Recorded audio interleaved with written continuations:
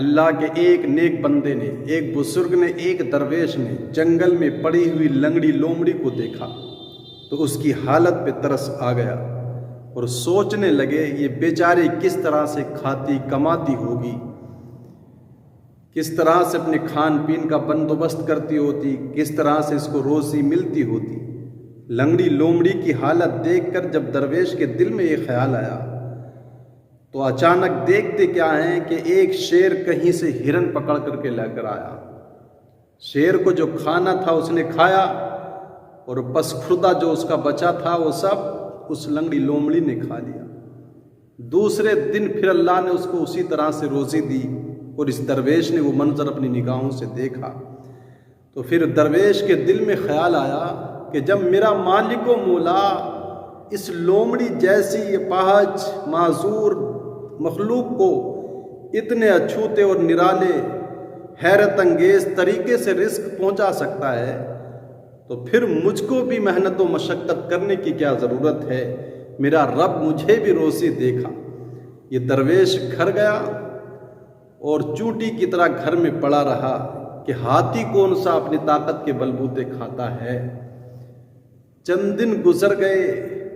ستار کے تاروں کی طرح رگیں ہڈیاں اور جسم پہ کھال باقی رہ گئی تھی، اور جب بالکل صبر کے بندھن ٹوٹ گئے تو پھر آواز سے آئی، محراب مسجد سے آواز آئی، وہ ظالم مکار لنگڑی لومڑی نہ بن، پھاڑ دینے والا شیر بن، خود کھا کر دوسروں کو کھلانے کی کوشش کر، اپنا بچا ہوا اوروں کو کھلا، کسی کا بچا ہوا کھانے کی کوشش نہ کر، خود گر کر دوسروں سے امید کی آس نہ لگا بلکہ دوسروں کی دستگیری کرنے کی کوشش کر، تم مرد بن، ہجڑا نہ بن جو دوسروں کی کمائی کھاتا ہے۔ کہتے ہیں جب بزرگ کے دل میں یہ خیال اور یہ پیغام جب انہوں نے سنا تو کہتے ہیں کہ پتہ لگا انسان کو اپنے آپ پر رب نے تجھے اشرف المخلوقات بنایا ہے تو انسان کو ہمیشہ محنت جد و جہد کوشش کرنی چاہیے رزق کے لیے۔ روزی اللہ تعالیٰ دیتا ہے، لیکن یہ نہیں کہ بالکل بے سہارا بن جاؤ، خود پاور میں رہو، باصلاحیت رب نے پیدا کیا، اس صلاحیتوں کا استعمال کرو، رب نے جو طاقت بخشی ہے اس کو کام میں لاؤ،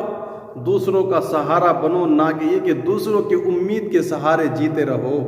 اس لیے کمال اس چیز میں نہیں ہے کہ کسی کی امید لگا کر کے بیٹھے رہیں، کمال انسانیت، کمال پرہیزگاری، کمال طاقت اس بات میں ہے کہ ہم خود کمائیں، دوسروں کو بھی کھلائیں، اور دوسرے جو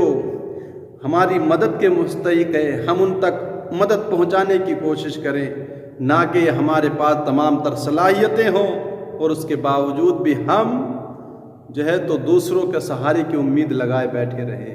اس لیے کہ ہمیشہ دینے والا لینے والے سے بہتر ہوا کرتا ہے،